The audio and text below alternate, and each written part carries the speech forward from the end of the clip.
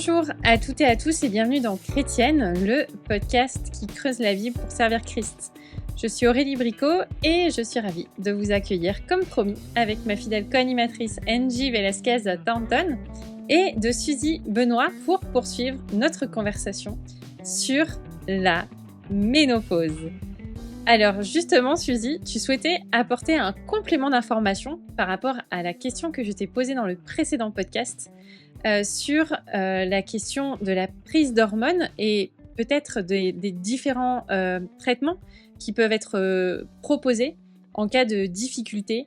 Tu me corriges si je m'exprime pas correctement. En cas de difficulté à vivre justement un petit peu tout ce qui se passe dans notre corps à ce moment-là. Et peut-être même donner un conseil sur est-ce qu'il y a un moment donné où il faut s'inquiéter. Je rajoute une autre difficulté. Écoute, j'aimerais ça qu'on reparte avec la mention que la ménopause n'est pas une maladie, hein. La ménopause est une période de la vie d'une femme et qui le passage de la vie, sexuelle active ou de la vie adulte au passage de la ménopause a une période de transition qui peut être symptomatique, plus ou moins intense selon les femmes, selon leur hérédité, selon leur santé. Et de savoir que c'est pas une maladie, ben, je trouve que c'est rassurant aussi. C'est une période, tout simplement, qu'on doit accepter et selon l'intensité des problèmes que ça nous donne, ben, la femme, elle a en fait 3 possibilités. La première, c'est de se dire: «Moi, je veux pas prendre aucun traitement hormonal. Je vais, surtout, prendre des choses naturelles». Mmh. Et puis souvent, si les femmes ne veulent pas prendre d'hormones, c'est qu'ils ont des craintes, hein. Ils entendent: «Ah ben non, ça va augmenter le cancer du sein, c'est dangereux, ça peut me donner des infarctus, des phlébites, des embolies pulmonaires», hein. Il y a plein de choses qui surviennent. Puis ce qu'il faut savoir, ben oui, effectivement, il y a des risques, mais dans les médicaments, même de médecine douce, il faut faire attention, comme souvent ce qu'on, des produits qui sont en vente libre, comme celui que tu m'avais amené, Angie, là, envoyé, sont souvent, entre autres, avec de lacté de grappe. Mais lacté de grappe, c'est une molécule d'estrogène végétal qui a exactement les mêmes facteurs de risque, donc qui pourrait nourrir un cancer du sein. Mais ça, si j'ai une petite cellule cancéreuse dans mon sein et que je décide de prendre ces médicaments d'acté de grappe en vente libre, mais mon cancer du sein peut être hormonodépendant et mon médicament de médecine douce va faire que je vais le nourrir. Fait que c'est pas parce que c'est des médicaments de médecine douce qui sont nécessairement plus sécuritaires. Fait que là, je dirais aux gens de toujours faire attention à ce qu'ils prennent, de s'informer, puis ce qui est contre-indication écrit en petit, petit, peut-être de les lire ou d'en discuter avec le pharmacien où est-ce qu'on achète les choses pour voir est-ce que c'est vraiment sécuritaire comme traitement. Heu, puis, ça m'amène aussi à bon, donc comme je dis, on ne prend pas de médicaments, on décide d'y aller, comme ça. Fait que tantôt, ben, en fait, tantôt, l'autre, séance, je disais l'importance d'avoir une vie équilibrée, de bien manger, de faire de l'exercice, de prendre du temps pour soi. Toutes ces choses-là vont nous aider à être, plus proche de notre corps, puis d'être peut-être plus en contrôle, de nos symptômes hormonaux. Fait que ça, c'est, la recommandation par rapport aux femmes qui décident de ne pas prendre, d'hormones. On pourrait aussi dire: «Ben, écoute, moi, je ne veux pas prendre, d'hormones par la bouche, mais je voudrais quand même, traiter mes symptômes au niveau, génital». J'avais parlé lors du dernier podcast des changements qui peuvent survenir au niveau de la période au niveau génital, au niveau urinaire Mmh. et de l'arbre vaginal et de l'importance de la sécheresse, les douleurs, les saignements qui pouvaient survenir euh, lors des relations sexuelles. Mais tu sais, si on vit encore 30 à 40 ans devant nous, puis que notre couple va bien et la sexualité est un cadeau de Dieu, on n'a pas le goût de mettre fin à nos relations sexuelles. Fait que est-ce qu'il existe une façon qu'on peut traiter ces symptômes-là? Là encore, il y a un traitement qui est non hormonal qui s'appelle, euh, ici au Québec, on appelle ça Replens Spiginatroph.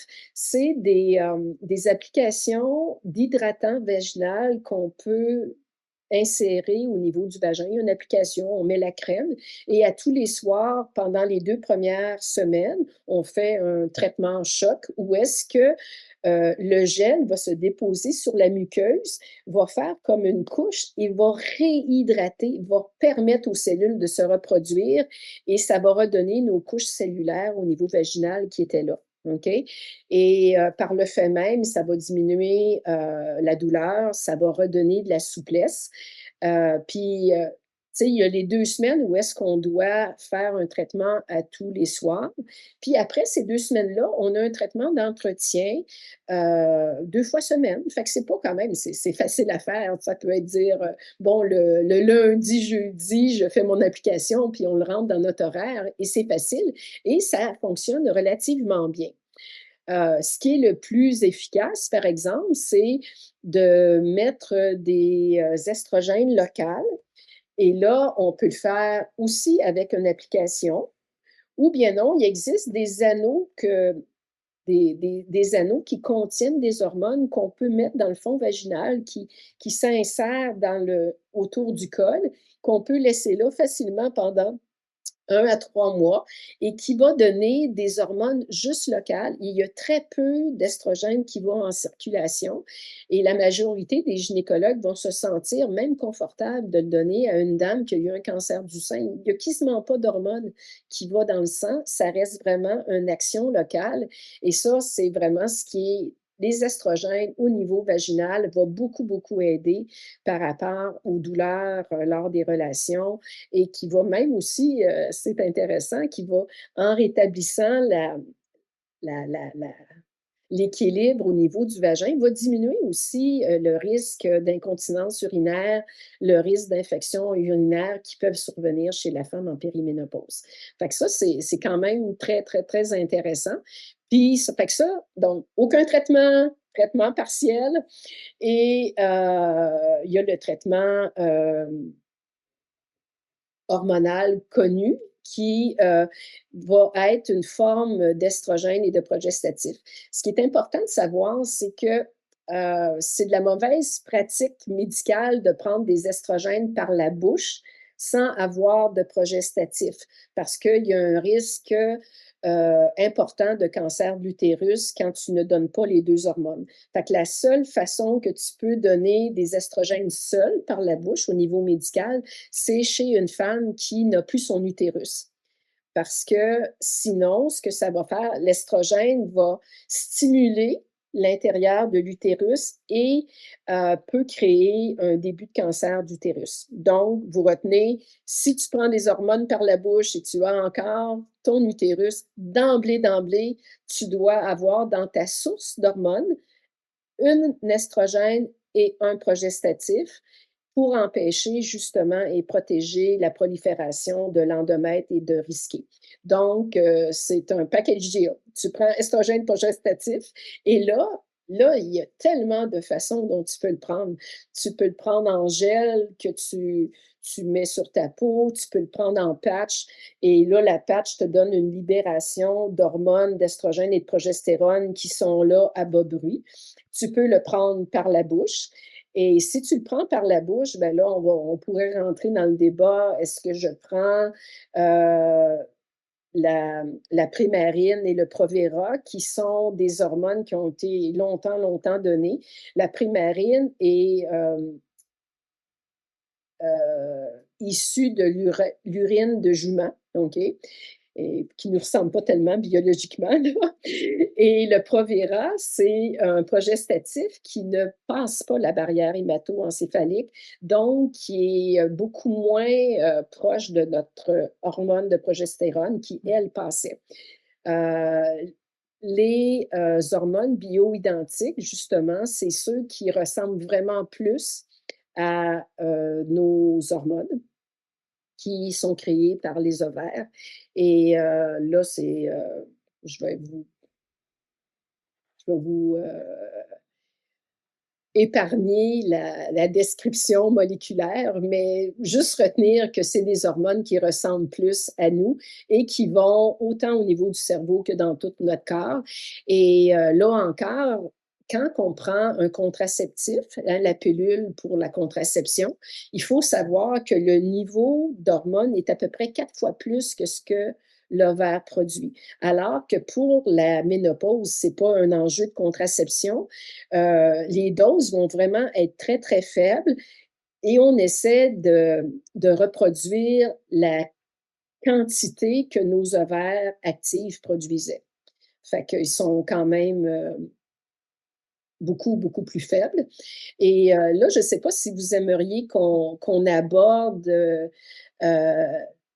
les avantages puis les inconvénients des hormones comme telles. Est-ce que c'est quelque chose que vous aimeriez qu'on touche? Euh, Très brièvement. OK. Fait que je ferais juste dire par rapport aux craintes des femmes, c'est que les risques, c'est vrai qu'il y en a. OK? Chez une femme, on pense qu'on peut faire une corrélation entre le cancer du sein et la prise hormonale pour une femme sur 10 000. Hmm. Fait que c'est vraiment, mais il y a un risque, il faut qu'on le sache, OK? Mhm. C'est vraiment pas beaucoup. Il y a plus de risques de prendre le volant puis d'aller sur l'autoroute, OK? Puis Mhm. il y a plus de risques de cancer du sein si tu es obèse que de prendre les hormones. Fait qu'il faut remettre ça en ligne de conduite. Il faut augmenter, il faut savoir que ça diminue le risque du cancer du côlon, ça c'est clair. On pense que ça diminue, en fait, ça améliore la qualité de vie d'à peu près 30% globalement chez toutes les femmes.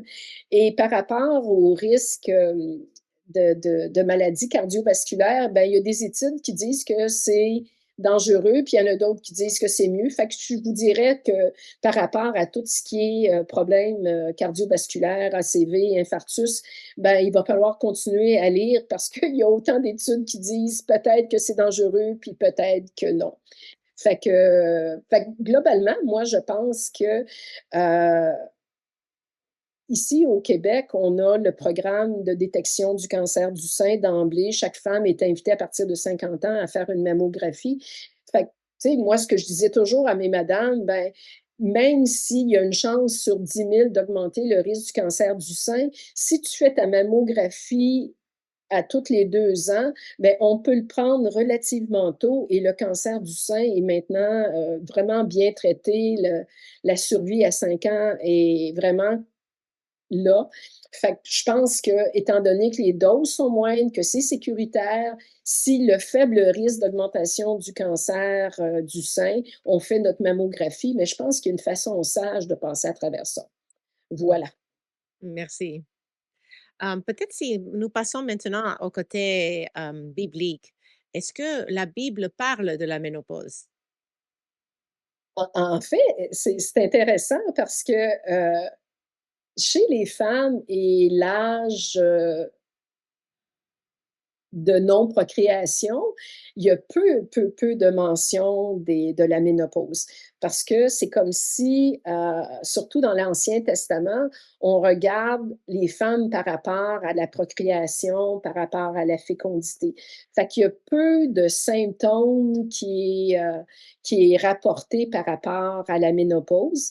Puis il y a un passage, je me souviens plus si c'est dans Lévitique, où est-ce qu'ils disent, ils cotent la valeur de rachat, puis pour une femme âgée qui ne procrée plus, elle a moins de valeur que celle qui est en production, mais je pense que c'est rattaché à à la valeur sociale. La femme qui est plus âgée, elle a moins d'impact, elle est moins...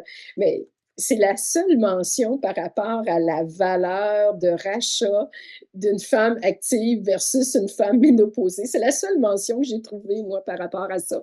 Hmm. Euh, Je puis, pense au verset, quand on préparait cet épisode, je pensais aux versets qui font allusion à cette étape de la vie ou à la vieillesse en général. Par exemple, le Proverbe 16, verset 31 dit, les cheveux blancs sont une couronne d'honneur. C'est dans le chemin de la justice que l'on la trouve. Donc, comme tu disais dans l'épisode précédent, que dans des cultures orientales, des cultures non occidentales, il y a beaucoup plus une valorisation de la personne âgée. C'est exactement la même chose dans la Bible. Les personnes âgées avaient une honneur, une estime de la part de la communauté et les proverbes, si je ne me trompe pas, à plusieurs reprises, parlent de la sagesse qui vient avec l'âge. Et on aimerait peut-être avoir le corps de quelqu'un de 22 ans, mais l'esprit de quelqu'un de plus vieux. mais Mais en fait, écoute, j'ai 62 ans, là, puis mon Dieu que je ne reviendrai pas en arrière. Je trouve que c'est une période fantastique, plein de défis. Et quand tu as la chance d'être en santé, mais je veux dire, il y a tellement de choses qui sont une libération. T'as pas en fait, t'as moins le joug du travail, t'as pas le joug de la contraception, t'as plus de SPM. Écoute, c'est... Puis bon, ben moi, je prends l'hormonothérapie, oups, mais tu sais, j'ai aucun symptôme ou très peu. Fait que, tu sais, Mhm, c'est une période quasiment de libération, tu vois. mhm, Puis non, fait que ça, c'est une période importante, là. Vraiment, mhm, moi, ménopause n'égale pas vieillesse, n'égale pas fin de ma vie. Au contraire, je trouve que c'est une période vraiment bénie où est-ce que on peut, on peut prendre le temps d'investir, de mettre les dons que Dieu nous a donnés et de mhm, les mettre au service de notre famille. Si on a des petits-enfants, on peut aider nos enfants à éduquer, à garder les petits-enfants. Écoute, le, l'éventail de choses qu'on peut faire en étant à cette période de vie bénie, tant qu'à moi, mhm, c'est immense. Il y a plein, plein, plein de choses, là. mhm. Et Mhm. tu as mentionné précédemment le passage qui parle des veuves et de comment l'Église doit supporter les veuves. Mais quand j'ai étudié ce passage, j'ai appris que les veuves ne sont pas un fardeau pour l'Église. Les veuves sont embauchées par l'Église pour servir, pour être comme les diaconesses de ministère de femmes. Et dans l'Église primitive, c'était elles qui faisaient tout le processus de discipulat des nouveaux convertis femmes et même les baptisaient parce qu'à l'époque, on baptisait les personnes nues et c'était un symbole de la nouvelle naissance et un homme ne pouvait pas baptiser une femme nue. Donc, il y avait tant d'opportunités pour que ces femmes fleurissent dans leur service parce qu'elles étaient rendues à un âge mature et elles étaient disponibles pour l'Église.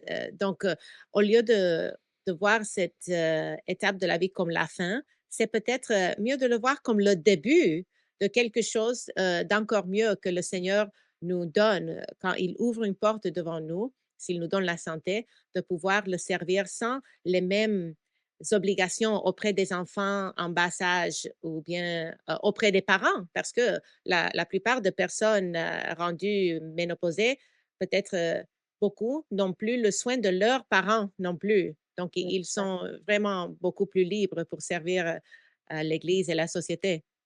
Je suis tellement d'accord. Puis, tu vois, c'est dans les femmes, là où est-ce qu'il y a mention de l'âge vraiment comme tel, il y a Anne qui était prophétesse. On en parle quand Joseph et Marie vont au temple, puis ils rencontrent Siméon. Puis là, Anne, la prophétesse, c'est mentionné qu'elle avait 84 ans, qu'elle était veuve depuis, elle a été mariée juste 7 ans, et elle restait dans le temple. nuit et jour, elle louait Dieu, puis elle servait, puis elle avait vraiment une grande joie. Elle aimait Dieu. Tu sens qu'elle aimait Dieu, puis elle avait consacré sa vie à servir Dieu, tu vois. Fait que ça, c'est intéressant. À 84 ans, elle était encore pleine d'énergie, puis elle était encore investie dans ce qu'elle aimait, puis elle servait tout simplement Dieu. Fait que je trouvais ça quand même beau de voir que c'est pas parce que tu as 84 ans que tu peux pas aider, tu vois. Puis dans le Nouveau Testament, tu vois, Paul dit à Timothée dans 5:2, mais traite les femmes âgées comme ta mère. Hein? Puis comment on doit traiter nos mères? Ben, avec respect, avec diligence, prendre soin d'eux, les aimer, les encourager. Il n'est pas en train de dire hey, ils sont plus bonnes, mets-les aux poubelles. Au contraire, prends-en soin de tes personnes âgées. Fait que là encore, tu vois que c'est valorisé. Les femmes âgées ont de l'importance comme telle. Puis après ça, tu vois, tantôt tu parlais de comment Paul encourageait Timothée dans sa communauté, comment traiter les veuves. Puis il leur faisait une place importante. Il leur disait que il devait les encourager, leur laisser de la place pour faire des belles actions, d'élever, d'aider les enfants, probablement de leurs enfants à eux aussi, qui exercer, l'hospitaliser, prendre soin des malheureux, faire toutes sortes de bien actions. Fait que là encore, on a l'impression que les personnes plus âgées, les veuves, hein, souvent, les hommes vont décéder avant les femmes, mais les femmes, leur vie n'est pas finie. Au contraire, ils ont plein d'actions. On devrait leur laisser de la place. Puis en fait, puis il y a deux réflexions, tu sais, parce que quand je lisais ces passages-là, je me disais, est-ce que dans nos églises et dans nos communautés, est-ce qu'on leur fait de la place ou on les met dans un centre de résidence pour personnes âgées? Hein? On peut se poser la question. Et est-ce qu'on leur fait de la place dans nos églises? Est-ce qu'on les honore? Puis l'autre volet, c'est est-ce que les femmes reconnaissent qu'elles ont de la valeur, qu'elles peuvent prendre la place? Chaque femme doit se poser la question, est-ce que je m'en vais dans mon coin, oh pauvre petite moi, je suis plus bonne, je suis... Ou bien non, au contraire, on cherche à mettre en valeur les dons. Hein. Dieu nous a tous donné des dons, des forces. Est-ce que on les exploite? Est-ce qu'on les met au service de l'Église, au service de nos voisins? Est-ce qu'on a à cœur de faire fleurir puis de répandre l'amour de Christ comme ça, tu vois? Fait qu'il y a une part, je pense, que nous, les femmes, on doit se dire, ben, est-ce que j'utilise mes dons à leur pleine connaissance et est-ce que nous, à l'Église, on favorise la place des femmes, cette sagesse-là, cette expertise qui est présente, qui est chère puis qui est réelle? Là. Mmh. Et c'est pourquoi je trouve que c'est cool que tu sers à l'église de Yannick Etienne, l'église Espoir, dans le comité des femmes, n'est-ce pas? Oui, Donc, toi, tu as une voix pour même promouvoir la place des personnes âgées parce que tu es jeune âgé. Tu n'es pas rendu à 95 ans ou quelque chose. Tu es toujours active et forte, mais tu peux comme être l'avocat de dire comment pouvons-nous impliquer cette sœur de 90 ans, mais qui assiste à l'église et qui a un bagage énorme. Et est-ce qu'on peut apprendre d'elle quelque chose avec le temps et l'énergie qu'elle a. Mais en tout cas, je voulais mentionner cela parce on parlait de ton expérience médicale, mais c'est relevant de mentionner que tu sers dans le ministère des femmes à ton église aussi et que tu as une place toi-même. mhm. Mais tu vois, dans le même genre, tu sais, c'est infini ce qu'on peut faire. Oui, c'est sûr que j'ai à cœur les femmes, puis que je fais partie du comité des femmes, mais tu sais, on peut faire du coaching aussi. Tu vois, de femmes. Fait que, tu sais, tu peux faire du coaching, une triade ou, je sais pas, quand on est quatre, c'est comment qu'on dit ça, là. Mais tu sais, on peut faire des équipes où est-ce qu'on partage, où est-ce qu'on s'encourage, où est-ce que, tu sais, moi, je, on a fait de suivi, moi puis mon conjoint, de jeunes couples en préparation au mariage. On a suivi des couples qui avaient des difficultés, puis qu'on a essayé d'aider les couples à, à trouver des moyens de communiquer. Ce que je veux juste dire, c'est que euh, cette possibilité d'aider, parce que j'ai une expérience de vie en tant que femme mariée, en tant que maman, ben je peux aider. Fait que quand je fais du coaching avec mes jeunes adultes, mais c'est sûr qu'on n'échange pas des mêmes choses. Quand on fait du coaching ou qu'on se rencontre en femmes, puis qu'en petit groupe de 3 ou 4, mais on va échanger plus par rapport à nos difficultés, puis on va se soutenir dans la prière, dans nos partages. Fait que, tu sais, il y a tellement de façons d'aider, puis c'est ça. Je pense qu'il faut avoir la vision qu'on est tous responsables de comment le corps de Christ va et qu'on soit un ongle, qu'on soit un cheveu, qu'on soit une main, un pouce, mais on a toute notre place. Puis je pense qu'il faut le mettre en prière, puis peut-être demander à Dieu de nous diriger, de nous guider et de voir comment qu'on peut être utile pour les frères et sœurs. Là. Fait que c'est vraiment quelque chose que je trouve qui est important, puis que la, la période d'âge, non pas la vieillesse, mais cette période de cheveux blancs est vraiment une période fantastique là, qu'on peut s'engager socialement puis aider. Hmm. Ce n'est pas fini, au contraire, ça commence. On aime bien clôturer notre podcast avec une perspective un peu concrète sur comment est-ce que notre discussion, donc comment est-ce que cette vision chrétienne de la ménopause peut nous aider, tout à chacun, à mieux servir Christ aujourd'hui, que l'on soit jeune, moins jeune, que l'on soit un homme ou une femme, dans la société. Comment est-ce qu'on peut mieux servir Christ en amenant peut-être un regard chrétien sur ces questions-là. Comment est-ce qu'on peut mieux servir dans notre Église? Enfin, voilà, est-ce que tu aurais des conseils concrets?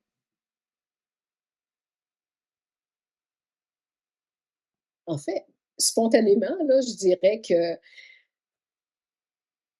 j'encouragerais les femmes à essayer d'identifier c'est quoi leur force, c'est quoi leur don.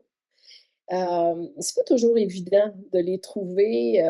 Il y a certains questionnaires qui peuvent nous aider, mais, mais peut-être pas avoir peur d'essayer, que ça soit pas un succès, Mmh. puis de se rétracter, puis essayer autre chose. Hein. C'est souvent, je sais pas qui est-ce qui m'avait dit que quand tu dois essayer, puis l'Église va reconnaître tes dons dans la façon que ça va fleurir. Fait que je pense que dès qu'on arrive, qu'on s'implique à une église, peut-être de ne pas avoir peur de, selon nos horaires, de s'impliquer dans différents ministères. Ça peut être à la garderie, ça peut être avec le comité des femmes, ça peut être juste l'accueil quand on est à l'église. Il y a toutes sortes de formes. Puis, fait que donc, rechercher le plus possible à les identifier, nos dons. Puis ça va nous servir pour toute notre marche avec Dieu. Tu sais, ça nous rend peut-être plus confiantes, puis plus intentionnelles Mmh. dans nos actions. Je ne sais pas si... fait que, tu sais, spontanément, c'est ce que je vois, c'est chercher et ne pas avoir peur de pas avoir un succès, mais c'est comme ça qu'on va apprendre à mieux se connaître puis à mieux servir, c'est ce que je dirais là. Mmh. Merci beaucoup, d'être, venu, dans notre podcast pour, nous partager un petit peu, ton regard sur, ces questions-là et puis ton expérience. Merci de tout ce que tu nous as partagé. Vous retrouverez bien sûr les ressources dans le lien, de cette vidéo. En attendant, eh bien, que le Seigneur bénisse cette nouvelle étape qui est devant toi, cette vraie retraite, que tu puisses, profiter, de ce que le Seigneur a prévu, pour toi et ton mari dans ces quelques semaines, mois qui sont devant toi. Merci encore d'avoir répondu, à notre invitation. On se retrouve la semaine prochaine pour un nouveau podcast. Et d'ici là, je vous dis bonne journée, bonne nuit, bonne soirée. Je ne sais pas trop à quelle heure vous allez écouter ce podcast, mais n'hésitez pas en tout cas à le partager afin que ce sujet soit un peu plus abordé et un peu mieux abordé. Merci de votre écoute. Bien, merci encore de l'invitation. Ça fait un plaisir. Merci.